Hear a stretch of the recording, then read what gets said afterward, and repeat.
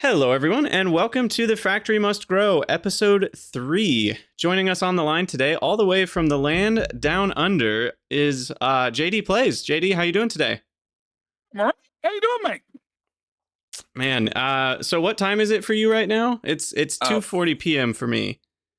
5:40 a.m. That's absurd. So yeah, time difference is pretty huge with Australia and US times, but we managed to make it work. JD's an early riser.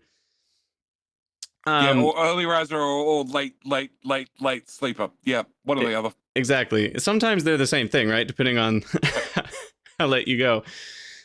So today on the cast, we will be starting with another mod spotlight. We'll talk about the new Factorio Friday facts, and then we're going to talk quite a bit about Captain of Industry because there's a update 2 coming out here in less than a week now, and that's pretty exciting. Captain of Industry is a really well done game, and I'm excited to hear some of JD's takes on that because he has a lot more playtime in that than I do. So we'll be excited to hear some of his experience.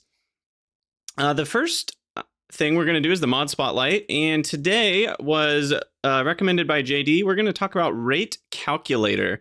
Just some basics of Rate Calculator. The OG, which was Max Rate Calculator, is 6 years old, which is pretty old in terms of Factorio mods. Over 100,000 downloads, and it's just basically a mod that lets you know how many items per second your factory is making. You know, if you've got 3 assemblers making iron gears and 2 assemblers making things out of those iron gears, how many per second are you getting of each? And Factorio does not give you those numbers, which I find kind of interesting. So things like Max Rate Calculator are good mods to help you figure that out.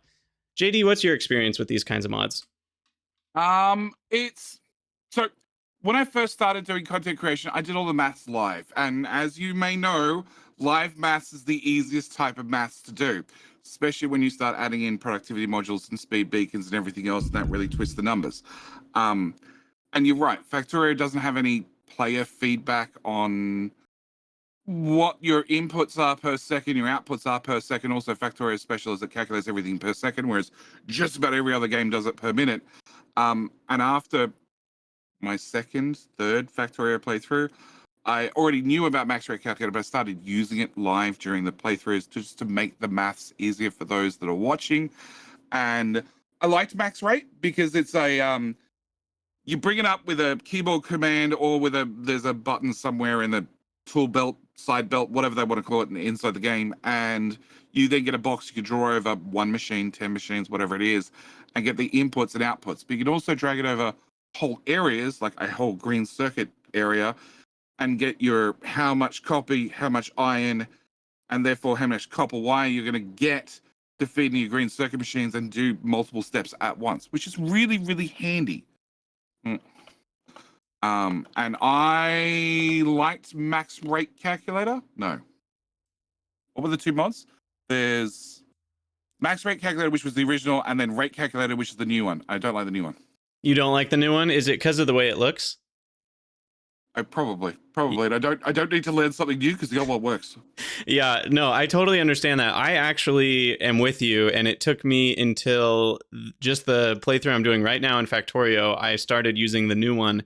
And there are a couple things I still don't love about it, but the nice thing about Rate Calculator, which is by Rygaard, who actually joined the Factorio dev team, and he's one of the better I don't know, one of the better mod makers in the community, partially because of his experience with the GUI stuff, the graphical interface.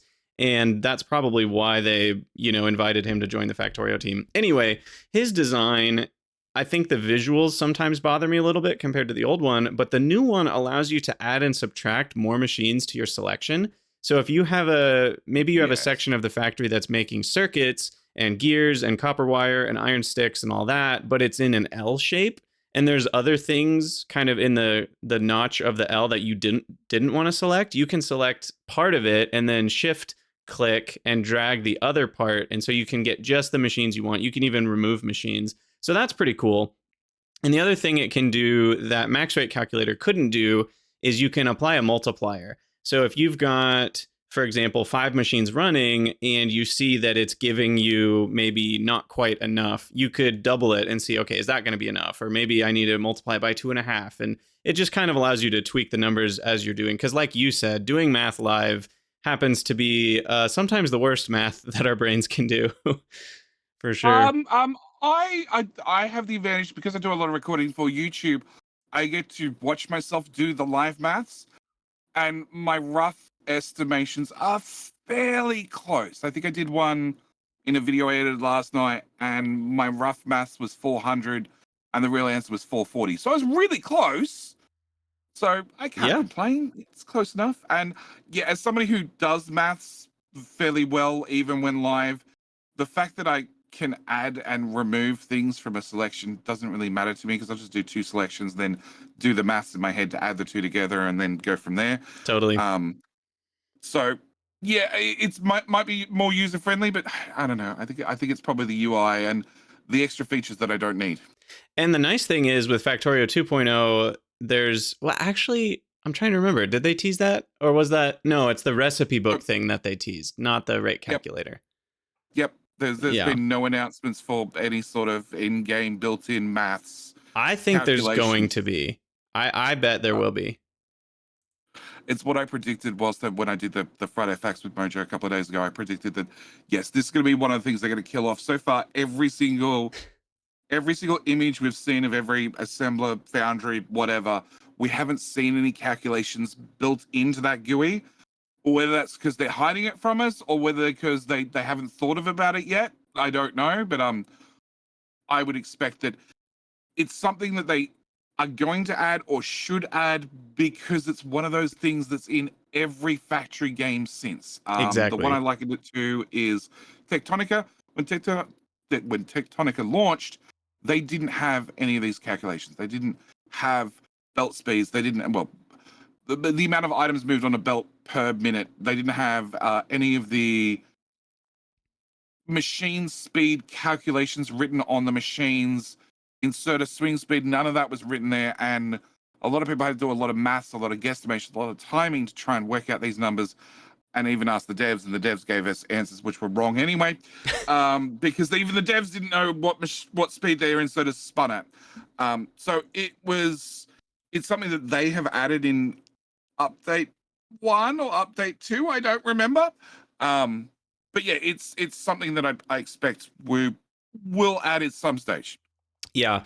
Well, and especially given that Ryguard is the one who made Recipe Book, and that's made its way into the base game, I could totally see a rate calculator of some form, especially with how Space Age is going to be way more complicated with 5 planets and all sorts of other things going on. I would be surprised if they didn't add anything. And on the note of new Factorio features, let's dive in real quick before we get to the main topics here. Let's dive into the new Factorio Friday facts. I know you've already discussed these a little bit. So what did you think about Friday Facts 404, Frustration Not Found? I think they could have done a whole lot better with a 404 entry, but yes. So the RTS tool is a great idea. It's long overdue. I'm a little bit sad that it says explicitly says Spidertrons, because that means we're not going to get something that's not a Spidertron added to the game. Well, do we know that, or are they just hiding it? So for those listeners who don't know about this announcement yet, essentially they're adding a little widget to replace the old Spidertron remote that's called the RTS tool, which maybe the name will change, but it essentially allows you to select, kind of like you would in something like Age of Empires, a group of Spidertrons and order them around as a group rather than having to just have, control clicking so a bunch of Spidertrons follow a leader Spidertron, that sort of thing. Which worked well until the leader Spidertron died, and of course, being that everybody is following him, they're all one step behind, which meant the leading Spidertron was always the first one to die. Exactly. Yep. And you had to put all the shields on it, and I dealt with this in freight forwarding just very recently. I had to do the same thing, and it really is going to be nice to be able to select a group, and then you can even have multiple groups and save them separately on your hotbar, so you can have Spidertron group 1, 2, and 3, and they're all separate. So that's great. And funnily enough, the remotes don't have colors on them anymore. Interesting. I wonder if they're going to add that back in. I assume so. I'm hoping that if you have a bunch of Spidertrons that all happen to have the same color, they get the same color on the remote. And if you have different random colors, then they just default back to white. But yeah, I hope so, because that just makes it easier to identify if you have 2 packs that are 5 Spidertrons deep. Right. So yeah, it's a feature. It's a great feature. The devs have mentioned many times they're all fans of RTSs. They all grew up with the classic RTSs. You know, your Dune 2, your Command and Conquer, your Red Alert, your Warcraft 1 and 2, and then you know so on and so forth. Age of Empires, all of them. Uh, but Factorio is not an RTS game. Right. Never Yeah. was. And I think it's going to be interesting too, because we know they're going to add more enemies of some sort. And so I would imagine we are going to get, you know, I know you said they mentioned Spidertron specifically, which means maybe they're not adding new like vehicles or weapons and such, but I think they are going to add more because we're going to get more enemies on the other planets, or at least something, because they mentioned, you know, something dangerous on the volcano planet and things like that. So I think we're going to get more, and I think the RTS controls are going to be important for those other units too.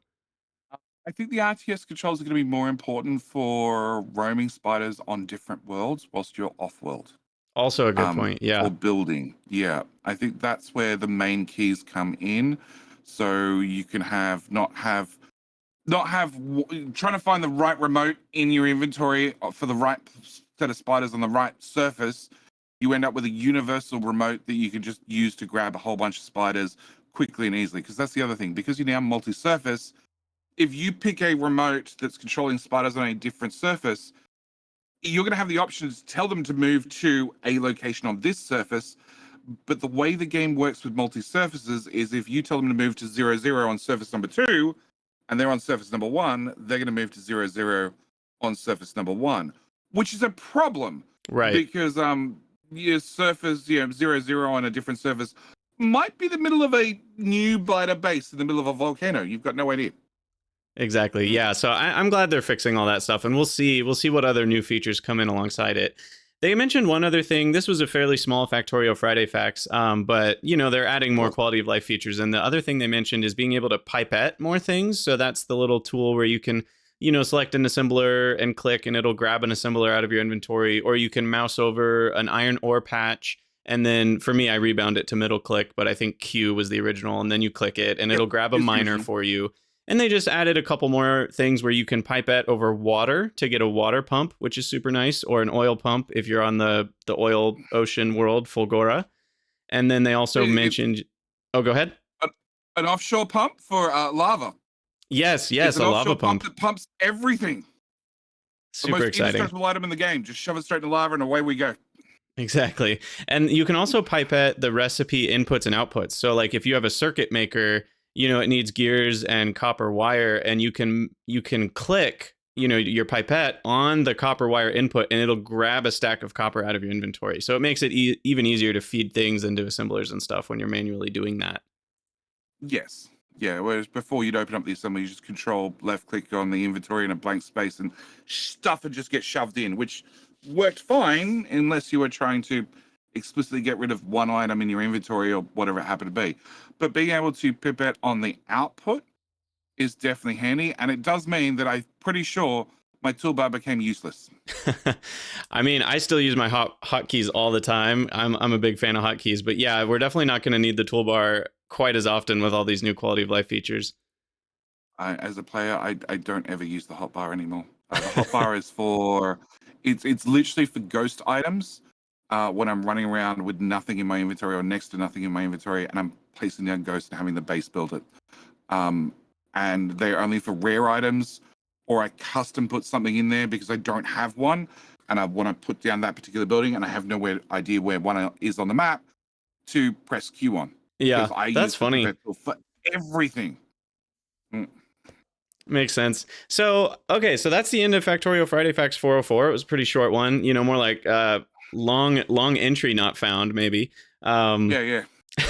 But we're going to move into some Captain of Industry stuff. But before we do that, I wanted to kind of ask you a couple questions, JD, because I know you've been streaming games for quite a while and doing content. So tell us a little bit about yourself. What do you do? How did you get into this genre of gaming? A little bit about yourself.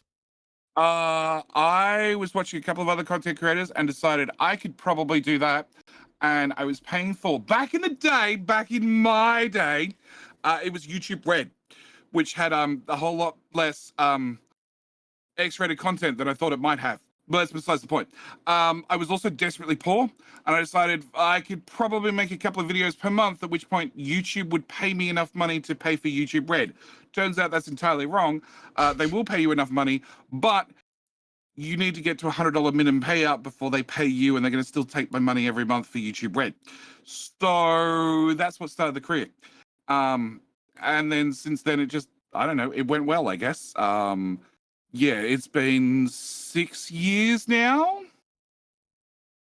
Yes, 6 years. 7 years, 7 years, 6 years. I don't know. 2017. So a few years. Yeah. And yeah, this is my full-time gig. So I do YouTube videos and also stream on the weekends doing stuff like this wonderful podcast. And I play a whole lot of factory-like games. So Works and Resources of the Republic is what I've been playing currently, which we might talk about in a future podcast. Capital Industry, Factorio. I actually started with Oxygen Not Included, of all things, because it came out right when I started making content. And then from there went into Factorio, which I'd already had a few thousand hours in, and things just went well from there. And then since then, I've played just about every factory game you can think of. Obviously, Factorio, Satisfactory, Tectonica, which we've already mentioned. I don't know, like every game you can think of that sort of fits in the genre, I've got some hours in currently doing Dyson Sphere. Yeah, that's awesome. So with you mentioned Oxygen Not Included, which I really love that one too, and I find it interesting because that one is almost like adjacent to the automation factory genre, and I find that a lot of these games have a couple unique pieces that maybe spread outside of the factory genre a little bit. You've got games like Factorio where pretty much every single element of it fits directly in the center of that Factorio idea. But then you've got, other games where some of the elements fit a little bit outside of it. Like with Satisfactory, for example, you've got the exploration and the handcrafted world and the combat, and some of those things feel a little bit factory adjacent. Like they don't have to be in a factory game, but they are, and that makes it a little bit cool and unique. And I don't know, what about the genre do you think is so interesting to you? Like why does this genre of games attract you? I like games that require me to think. So prior to doing this, I used to play a whole lot of if it had tycoon, sim, or theme in the title, I'd play it.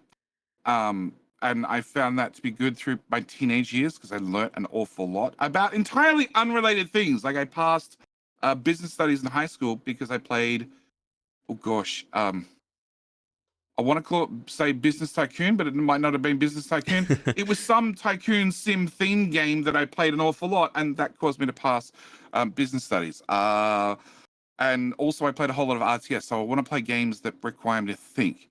I enjoy a first-person shooter, which is at the bottom of the list of games that require you to think, because there's literally something in front of you and you shoot it. That's pretty much it. But I like games that require me to think. So the factory sim has really, really attracted me because it requires you to think. It's a whole lot of logistics problems. It's a whole lot of also automation problems. So you need to know roughly ratios and all that sort of stuff. So yeah, I've just really got stuck into this genre.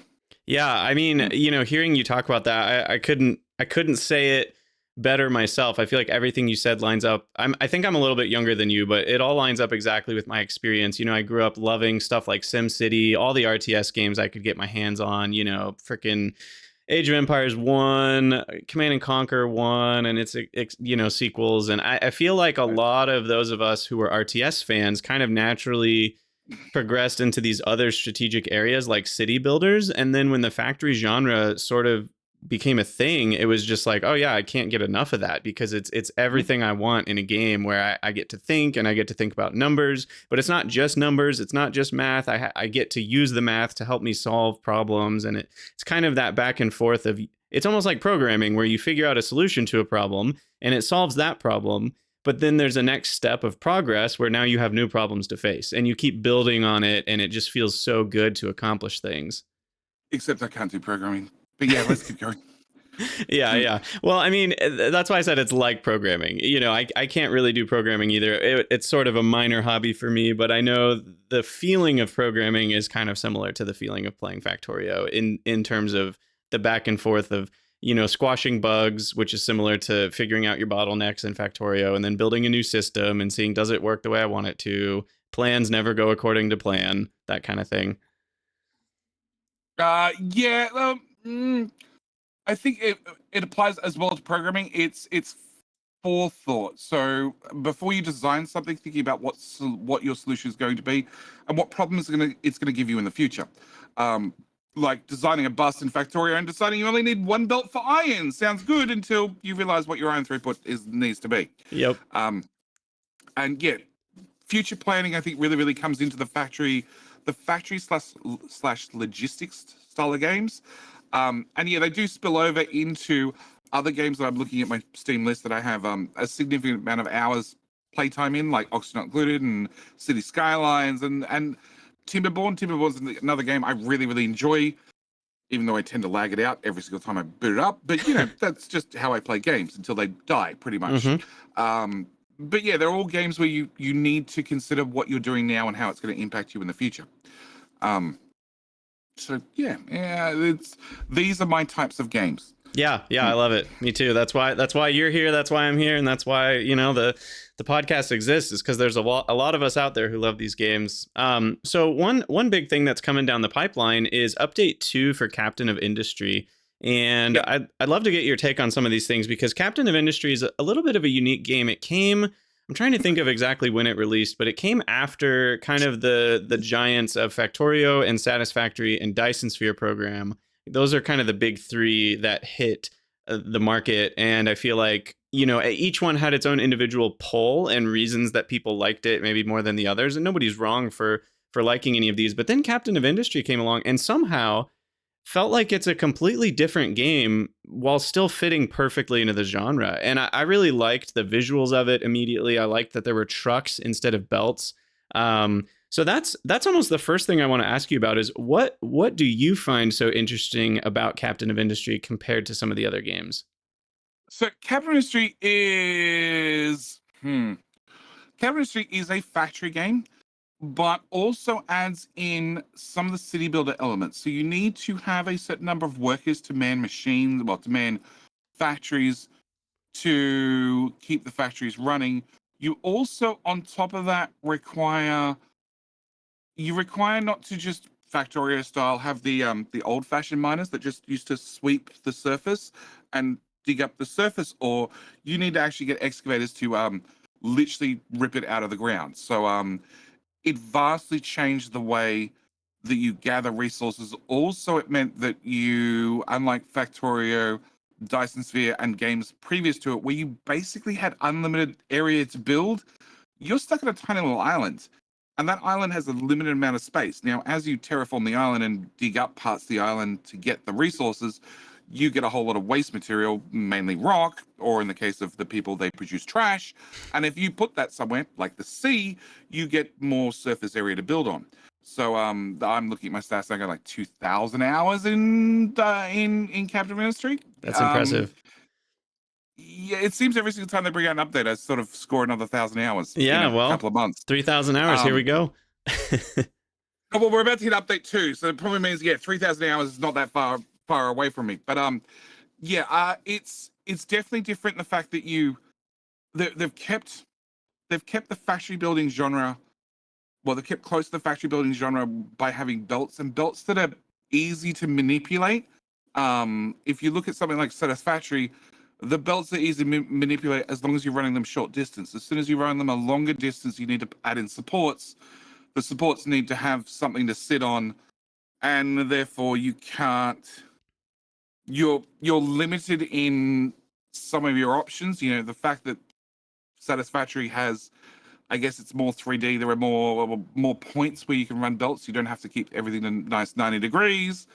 It does give you more flexibility, but with that flexibility comes more problems. Right. Also, it keeps the top-down view. The top-down view that is synonymous with Factorio. In fact, it's fully 3D, so you can, look at it first person if you want to drop the camera that low. But you're essentially building top down, which means that you can get an overview of a factory very, very quickly. In Satisfactory, that's just not possible. It's really not possible. Totally. Yeah, as someone with most of my hours in Factorio, I've got over 2,000 at this point, which is small potatoes compared to a lot of people, but I feel like Captain of Industry really struck me early with it is like you said, it's a little bit 2D because you still build buildings on the ground, and the trucks are traveling on the ground, but you can build pipes and belts over each other, and there's this 3D element to it. And you hit on this a little bit, but one of the coolest parts for me is how trucks actually terraform when you're digging up iron, it's literally digging out the mountain of iron, and eventually you've got this like pit in the ground where the iron was. And I think that's so cool. And I've seen pictures online of people that dig down to the center of the earth basically and have these cool zigzag paths so the trucks can get down there. And I just think that's so neat because you don't get anything like that in the other factory games. No. Yeah, Captain Industry is very, very different because of the terraforming. totally. Terraforming And the trucks, adds so I much feel to like, the are the other big difference, right? Because most factory games, belts or bots or some form of train tend to be the main ways to transport things. But in Captain of Industry, trucks are the thing that you start with and move things around. And so how are those different? How does that change the game? Trucks are very, very similar to bots. It's like starting the game with bots. You can put down an assembler anywhere, and they'll bring the resources in and out as required, which is very different. But they're also not very efficient because, unlike bots, they don't fly direct line of sight. They need to drive a path, which means you need to make sure that your parts, your factory you want to have running with trucks are accessible and haven't been built in, wrapped with belts and pipes and all sorts of things. And on top of that, they're not terribly efficient. They do carry potentially a whole lot of materials, but with bots in like Factorio, if you were only given 50 Logibots, you wouldn't build anything with logistics bots. You'd be building everything with belts. That's essentially what happens in Captain of Industry. You have a limited number of trucks because they need to pathfind across the ground. So pathfinding is always, if you've played any sort of game, pathfinding is expensive. Games tend to try to avoid it as much as possible. So there is a limited amount of trucks you can have, whereas belts, there's never a limit. You can just build more and more and more belts. So eventually you're limited by the number of trucks that you have running around and you have to utilize belts? It's more efficient to utilize belts straight away. Belts is something you don't upgrade, you don't unlock straight away. You start off with just trucks, and then once you get to construction parts number 1, so you start off construction parts 2. When you start off with construction parts 1, which are bricks or concrete blocks, wood and iron, and that lets you make basic assemblers. And then after you get construction parts number 2, which requires construction parts number 1 and electronic circuits or the equivalent, that lets you unlock construction parts 2, which lets you build your first basic belts. And once you get belts, you can put together a tiny little iron smelter that's actually quite efficient. You still have trucks bringing in the raw resources, so they're still bringing the coal and the iron ore, but then they're dumping in a bucket, and then from there on, everything's being flowed with belts. And also, they're removing the waste, because that's another thing they have in the game. Any of your smelters are going to create slag, which is just a byproduct, something useless that you get to dump in the sea and make more surface area to build more factory on. Yeah. So it means that people gravitate towards belts very quickly because of the increased efficiency. Yeah, that makes sense. Trucks are definitely a limiting factor. Yeah, and it's cool. I know they don't have roads yet, but they've talked about roads multiple times. I did see, unfortunately, that it won't be one of the things making it into Update 2. However, Update 2 comes out on April 5th, which is only a few days from now. So what is coming in Update 2? Well, Update 2 is coming with a map editor, which is one of the reasons I'm late, because I was watching the devs live stream how to build maps in the map editor, and they've spent a lot of time and a lot of effort into making the map editor accessible for a normal human being, because previous to that, the maps were basically written in Excel, because a Captain Industry map is nothing but a giant maths formula, which then your CPU calculates and turns a 20 megabyte save into a 1 gigabyte save by running it through a maths formula, which is both cool, interesting, and oh my god, I'm glad I don't do maths anymore. So that's coming. Also, they're changing over the vehicles, so you can now have bog standard vehicles that run on diesel. Also, you have hydrogen access to hydrogen vehicles coming in update number 2, and they're adding vertical belts, which is a long requested feature. I'm still not sure how I feel about it. I don't think every game needs vertical belts, but since Satisfactory, that seems to be the norm for every game. So is that Every kind game of has like to have the vertical belts. elevator items in Satisfactory where it goes Yes. straight up and down in the same kind of grid square? Yes. Makes sense. What Yes. exactly? So is that mainly just to allow you to move resources over the other belts and to kind of bridge over belts easier? How's that going to help in Captain of Industry? Because I never got far enough, I think, where I can imagine that having been necessary for me to use, because I never got that far. So if you liken it to something like Satisfactory, which is 3-dimensional, the higher you go up, a belt can only come down at a set angle, call it 45 degrees or whatever it happens to be. So it meant the higher the belts were, the longer footprint you needed to get back down to ground level to feed into a machine. Right. With vertical belts, that disappears. It could be 2 tiles, because a vertical belt is not just 1 tile in depth. It's going to be a minimum of 2. So it means that technically all the builds can be a whole lot more compressed. I don't know how I feel about it, because like I said, Satisfactory introduced it, and then every game since then, it seems to become the norm. So Captain Industry is now going to have it. Tectonica has it. A lot of the games that I never thought would need vertical belts now have vertical belts. Captain Industry, it was 1 tile. So if you're ground level, you could obviously come out at ground level. If you're 1 tile up, you could come out at 3 level. You need 3 tile width to get back down to ground level. If you're 2 tiles up, you need 5 tiles. And if you're 3 tiles up, you need 9 tiles. 3, 5, 7. I don't know. Maybe it was 7 tiles for 4 tiles up, or 3 tiles up, whatever the max height was. So the distance wasn't that large. And there were some ways you could get around it, like twisting the belt halfway down, so you could come out a couple of tiles, then spin back on itself. So there were options to sort of get around those limitations and make the build smaller. But the biggest thing about vertical belts is because you're digging holes into the ground, you have retaining walls. Retaining walls are, a big, thick concrete wall that's about 5 tiles high. And vertical belts means you can get over those. So it does fit the genre well in that circumstance. But I know most people are not going to put their ore drop-offs at the bottom of their iron mine, because if you put them at the bottom of the iron mine, well, the iron mine is never at the bottom. There's always more iron underneath the current iron, which means you're going to constantly be rebuilding it. And I expect most people are going to use them inside their factory and not to bring them over retaining walls. They're just going to leave it as is. Yeah, these are such interesting topics with game design, because there's the question of, do you want to give the player more control, but also in some ways make the game easier at the same time? And then you also have to factor in, like, well, how do they do it in real life? Is it realism? Is it fun for the player? Is it quality of life for the player? Is it removing a design challenge that's core to part of what makes the game fun? Will it actually make the game worse to add quality of life features? I think these are such interesting trade-offs that all of these devs that are making these games right now have to kind of question, because there are so many quality of life features already in games like Satisfactory or Factorio. And if you count mods into the picture, you could go hog wild with quality of life. And there's a reason why they're not all in base Factorio or base Satisfactory, because if you had too much quality of life for the player, the challenge of the game actually is very small. And Yes. And it's interesting because the inserters in Factorio, only inserting straight, I think, is one of the really interesting bits that Factorio has, and obviously there's Bob's adjustable inserters that lets you get around that. And I play with that mod a lot, but a lot of people don't, because they find the spaghetti, or not even spaghetti, but the challenge of making sure that all your inserters fit properly to be one of the challenges that they enjoy in the game. And they don't want to remove that. I disagree. Having straight inserters is much simpler than having Bob's inserters. As soon as you add Bob's inserters, you can have an inserter, go from straight up to, a 45-degree twist as well, and have an inserter drag between 2 machines that are right beside one another, but the inserter can reach both of them.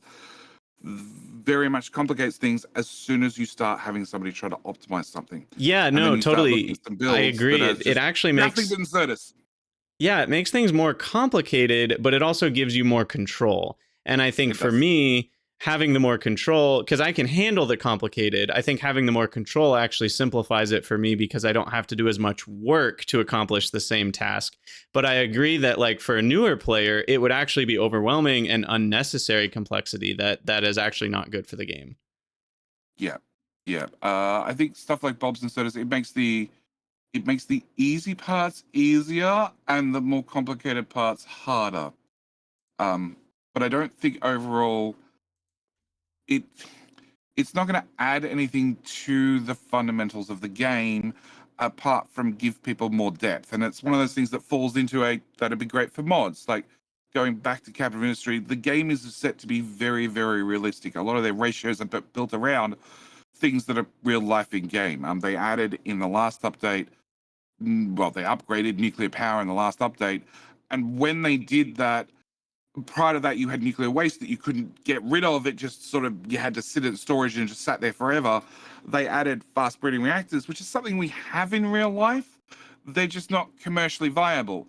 But one of the devs I was talking to about the nuclear update, they had to do the background research to sort of find out how it would fit into their game in a realistic way.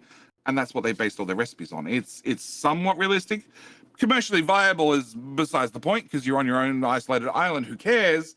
But yeah, it's something that they try to keep to. And I'm imagining with hydrogen vehicles, I'm guessing they're going to output water somehow. I don't know. I haven't looked. The update's not out yet, so yeah. Yeah, we'll find out in a few days. So I assume you're going to be doing some sort of stream to intro update too. What kind of playthrough are you planning on doing? Are you gonna? Because I know one other thing they announced is a realism mode and more difficulty options. Are you going to go straight for like the hardest thing? Or are you going to do the average vanilla playthrough? What are you going to do when update 2 comes out? I've tried hard playthroughs previously, and I find that most people want to play the same map I'm playing on the same difficulty settings or easier. And because of those reasons, and because just playing things at a harder difficulty doesn't, in my opinion, doesn't add anything to most games. It just makes it take longer. And that means it's harder for me to write a story through my playthrough. So like my last map, I was on the crater map, which is unlike every other island in Capital Ministry, where it's all an island with some sort of giant landmass in the middle. That is what you end up digging out and flattening out the area and having a nice flat square island, which is the common final design for islands. This started as the complete inverse. So it was a giant hole in the ground. And then I had to, find a path down to the bottom of the crater so I could then build the island and all the factory and the housing and all that sort of stuff in the crater.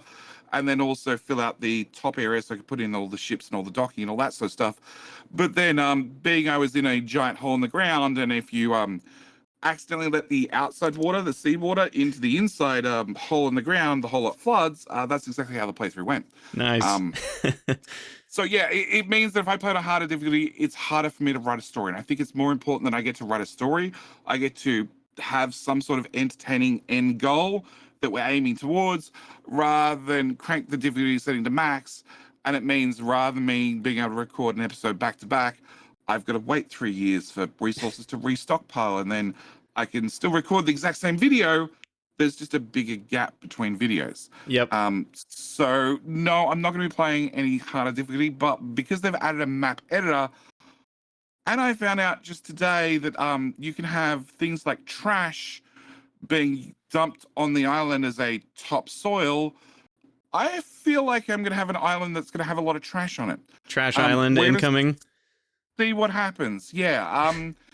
It's going to change things. It's going to be a whole lot more difficult, but we're going to have to see what happens, because one of the things with trash, Capital Industry based a lot of things on pollution. So if you have trash that's been sitting there for a while, it no longer pollutes because it's got it's weathered on top, it's stopped off gassing, whatever you want to call it. But if you disturb it, i.e. dig it up and dump it again, it starts creating pollution again, which is going to make a playthrough very interesting, because it means the more digging I do, the worse the pollution is going to get. Now, whether I can overcome that or not, I don't know. What island it is, I don't know. The map editor is coming with the update. I know people are already testing the update and the map editor. So we're going to have to see what somebody comes up with. Because if I design a map for myself, I already know as I'm designing it, I'm going to be thinking of what design challenges I'm going to be putting in and my ways to get around those design challenges, which then means I'm ruining that part of that discovery for me. Exactly. It's So, like trying to design a puzzle that for yourself to yeah, solve. It doesn't quite work. yeah. I need somebody else to design me a map. So we're going to see what other Yep. people come up with. Yep. And yes, One thing that's also coming in the update that I think is interesting, you know, in those difficulty options ideas, they have this realism setting, and I didn't read every single little bit, and you know, like I said, I don't have a ton of experience with the game, but I do know that something people had complained about early on was the how easy it was to kind of get into a death cycle where you would start to run out of fuel for your trucks because unlike bots for Factorio, which just need electricity, you actually need a product of diesel fuel for your trucks, and they would stop when you ran out of fuel. And then eventually, if you get into this cycle, you don't have fuel to put back in the trucks, and now you're literally just stuck and you have to restart the map or whatever. And yeah, some players were frustrated by that, so they added in this realism setting where vehicles will only slow down instead of, you know, completely getting stuck when they run out of fuel, or you know, if your cargo ships run out of fuel, they can chug along on Unity, it says, and a couple things like that to prevent these death spirals. I assume you're going to be playing with realism on, though, because that's how the game kind of has been. so realism normal is on by default previously, and then they have realism plus plus, which is I think that was one of the harder. Yeah, that was one of the harder difficulties. So they normally had things. They had things in sailor, captain, and admiral, and the realism plus plus was part of the admiral difficulty. Well, the belts and storage units requiring power and function and stop working without. I think that was admiral. Quick repair was also admiral. Whereas machines and other maintenance consumers stop working when broken was part of the normal captain difficulty. So I don't know which one I'm going to be picking because I don't. The biggest problem you have, and this is why not many people played at the admiral difficulty, is if the belts always need power if they're moving, and if you get into a situation where the belts stop working, then that might stop feeding your coal into your boiler and your boiler to make steam and your steam to run your steam generators. And yes, you can very quickly not so much get yourself into a death cycle, but get yourself into a situation where you're just not recoverable. There is no quick, easy answer. There is nothing you can do because something out of the blue happened, and that happens sometimes. And there's not a lot you can do about it sometimes, Right. because you just didn't plan far enough ahead. So I honestly don't know. They have added a ore sorting. So previously in the previous, well, when the game first came out, if you were digging iron and it happened to be beside stone, your excavator might find a bit of iron and a bit of stone, and it would load the iron in the iron truck and the stone into a stone truck. But then you'd end up with trucks driving around that are only carrying like one piece of stone or one piece of iron or whatever it happened to be. And they changed that with a previous update so they could now have trucks carry both iron and stone at the same time. And then the trucks magically, you know, when they were just upending the back of it to just tip everything out, they just tapped out the iron in the iron bucket and the stone in the stone bucket. They've actually added an ore sorter into this update. So now you need to dump everything into an ore sorter, which will then sort your iron and your copper and your stone and all those sorts of things. That's been a new addition. That one I'll definitely be playing with. The Realism Plus Plus, I'm not sure. Yeah, the ore sorting looks really cool. And I remember when I played the first time, it was before they added in the, you know, the trucks can carry magically 2 resources and dump exactly the one they want into one building and the other one into the other building. And it was really annoying because, like you said, often trucks would just end up having 1 stone in it or something, and then they were really inefficient. So I like the ore sorting idea. I think I'll probably play with that setting too.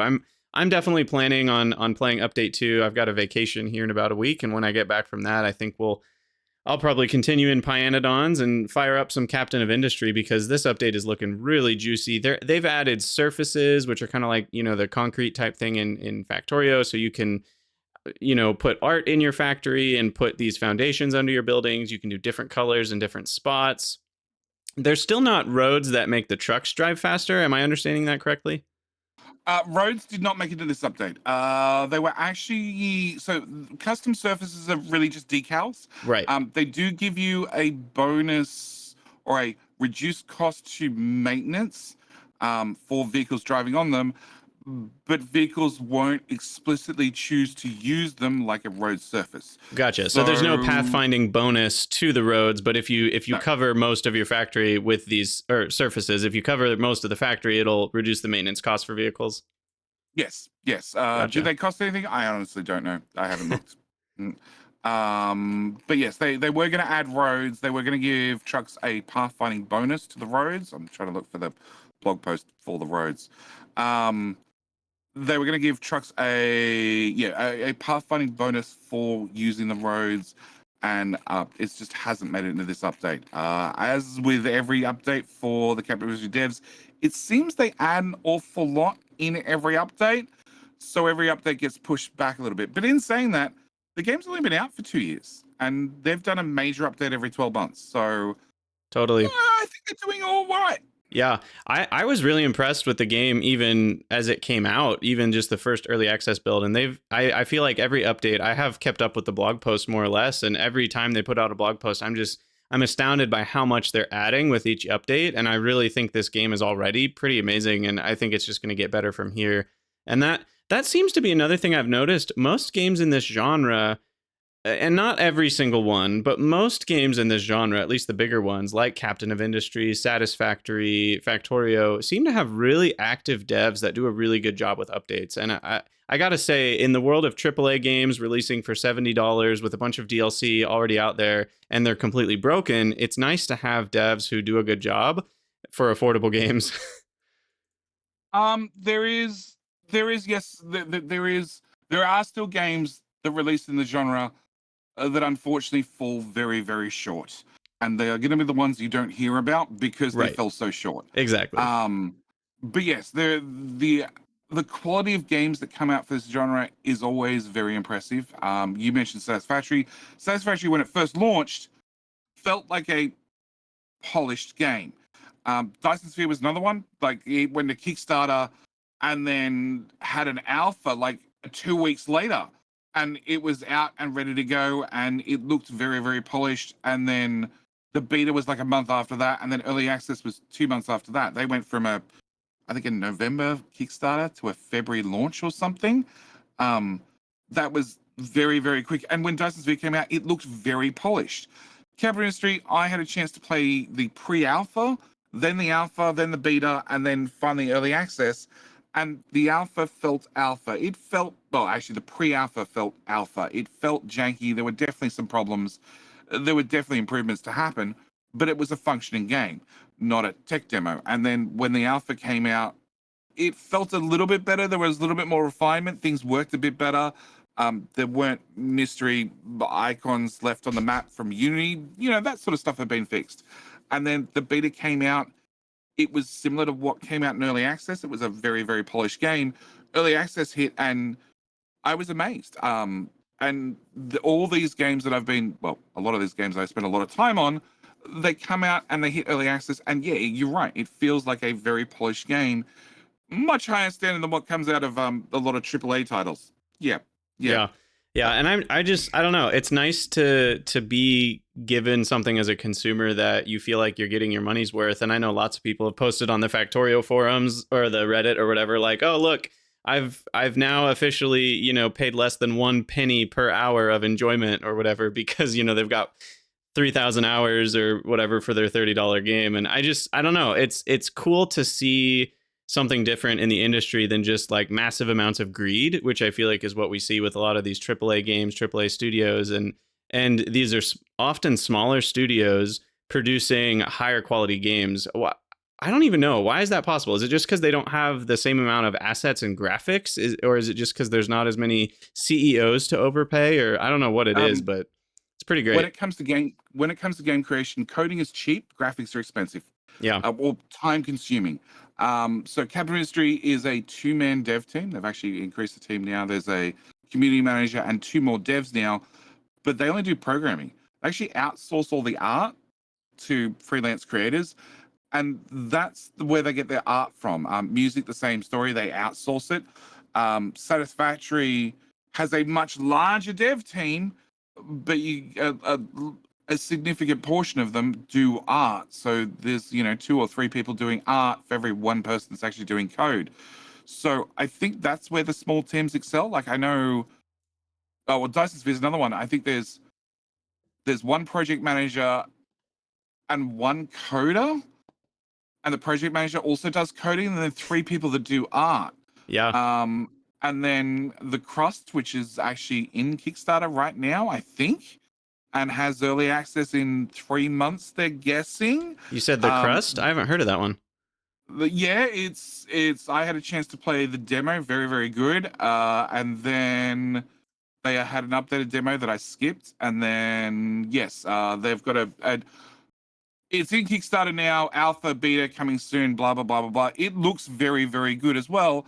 And again, it's a small dev team, it's like 5 devs. Cool. But I don't think they have anybody who does art. So they outsource the art, which means that, yeah, you are probably paying a little bit more for the art than having somebody in-house. But it means that you can hire 5 artists and say, this is what I want, and also go through less revisions, which I think is another time-consuming part that people probably get stuck on. They go through multiple revisions when maybe you didn't need it. Right. I also when you're paying somebody, yep. Oh, there's also an element of, with these games, you can get a lot more playtime out of one set of assets. Like, you don't need to have 15 different dungeons and levels and art styles within those dungeons and levels. You don't need to have these billions of different weather effects. Whereas with these other games that are more of a linear, maybe campaign style, you need tons of art to be able to even have the settings for all of these locations. So I feel like the factory genre allows for a lot of gameplay in a smaller sandbox, and that means you don't need as much art in the first place. Yeah, well, I've been playing Helldivers 2. So Helldivers 2 has procedural maps. So you're not paying somebody to do map generation, but you are paying somebody to make all the art assets that go on the map, and then somebody to code the map to stitch together and not end up with janky terrain. And it's not perfect. There have been situations where the terrain has just been stupid, and somebody has to go along and fix that, obviously, somewhere in the code base. But you compare that to Satisfactory, who's had 2 people on staff, basically since it came to early access, whose only job was to make the map, because Satisfactory's map is handmade. So you're paying 1 or 2 people not to make assets for the map, but to actually place the assets where they need to be on the map. Right. Add in the extra terrain, add in all that sort of stuff. So I think your games that go with procedural map generation, or in the case of Captain Industry, it had a certain amount of maps that came with it, and then added a map area, which then gives you essentially unlimited maps created by players. You end up with more playtime inside the same sandbox because there is unlimited possibilities. Factorio has procedural map generation. Sure, all the Factorio maps look pretty much the same at one stage. It's either dirt or desert. There's nothing in between, really. Yep. But terrain doesn't really matter so much in Factorio compared to games like Captain Industry, where, well, that's where you get the resources from. Terrain really, really matters. Exactly. So, yeah, I think it's a different approach, and I definitely know anytime you have a dev company that has more coders, less artists, and they outsource it, it tends to have a higher quality product in the end. Yeah, I mean, it's definitely been working for these companies, but yeah, I'm really excited about this upcoming update for Captain of Industry, and I know you are too. So we're just about running out of time here on the podcast, but I did want to ask one last question to you about Captain of Industry. What would you say has been, because I know like you said, you've played over 2,000 hours. What's been your favorite map? Like, if you were to kind of showcase your final result of one playthrough, like, which one was it, if you had to pick one? I know that's a hard question. It's a really hard question. So there's New Haven, which is the beginner-friendly map, and that's the one I played in the pre-alpha. I haven't played it since. It's pretty much the same or a similar design, so I haven't really dug into that one, but it's the early map. It's meant to be fairly easy. Then there's the beach, which I played in the beta.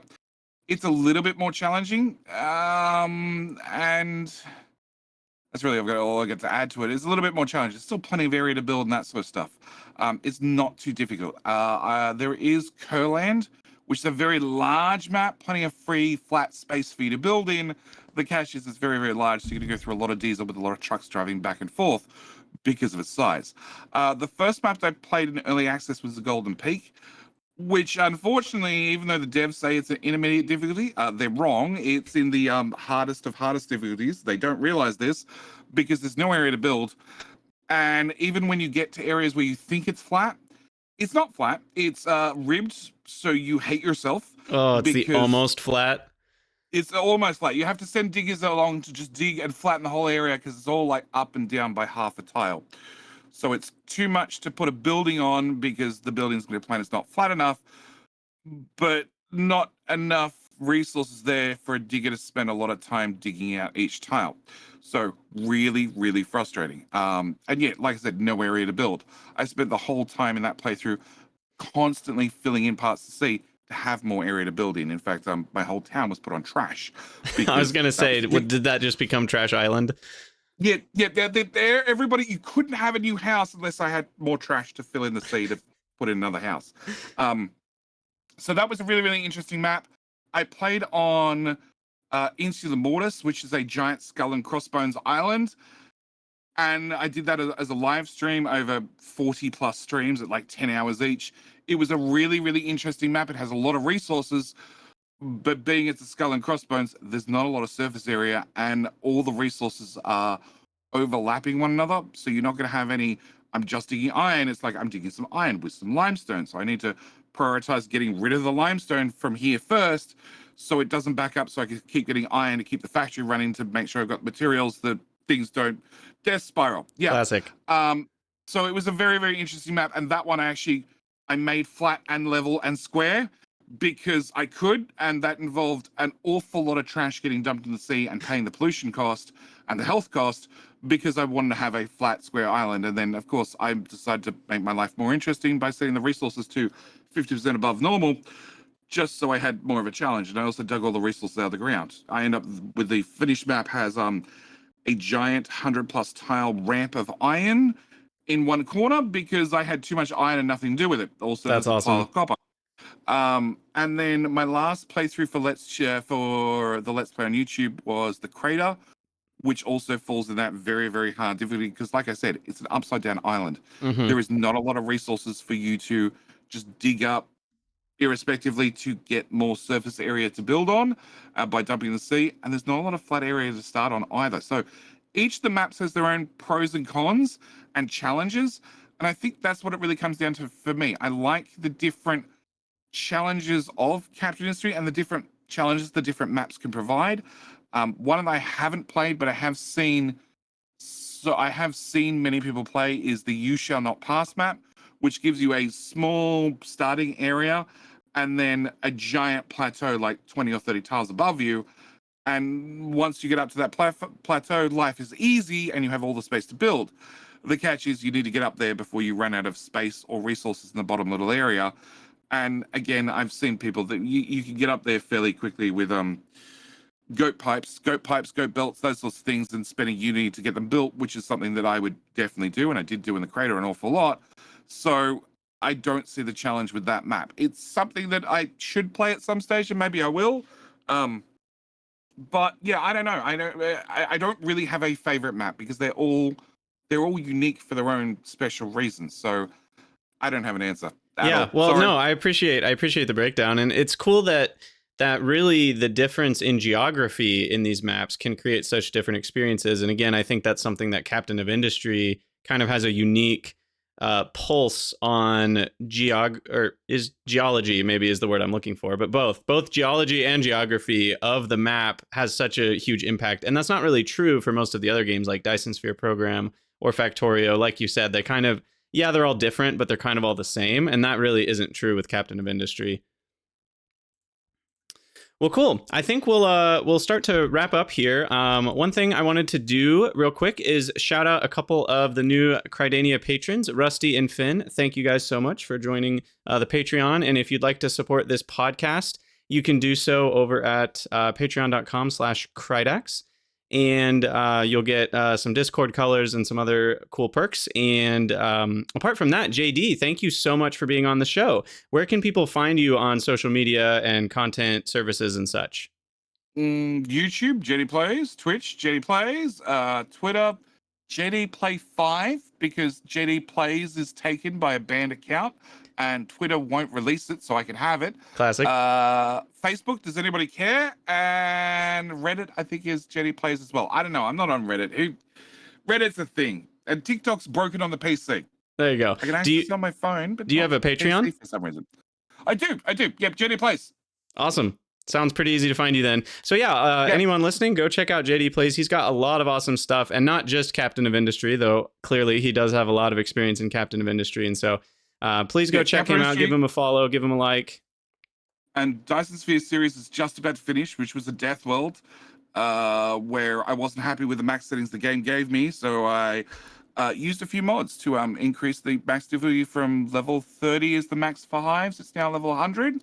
And I'm hoping to hit level 100 before I end the series and fight some level 100 nasty replicators. Awesome. Yep. I need to check out, man, I'm so behind on all these things. I haven't checked out Dyson Sphere program since the fog update either, but yeah, that's cool. Any last thoughts, JD, before we close out? No. I'm looking forward to Captain Industry Update 2. I'm still playing Workers and Resources as well, which maybe we'll have a future podcast and I'll come back and we'll talk about that one because that game is very, very, very unique. And I guess that's about it. And I don't know, maybe I'll be back in the future. There. Definitely we'll have you back on. It's been a blast talking with you, and thanks for coming on. If any of you listeners have questions, ideas for other topics or guests we can have on the show, head over to the Crydania Discord and let us know there, and I'll put a link in the description to that. Thank you all for listening. We'll see you not next week because I will be on vacation, but in 2 weeks we will have another podcast. And always remember, the factory must grow.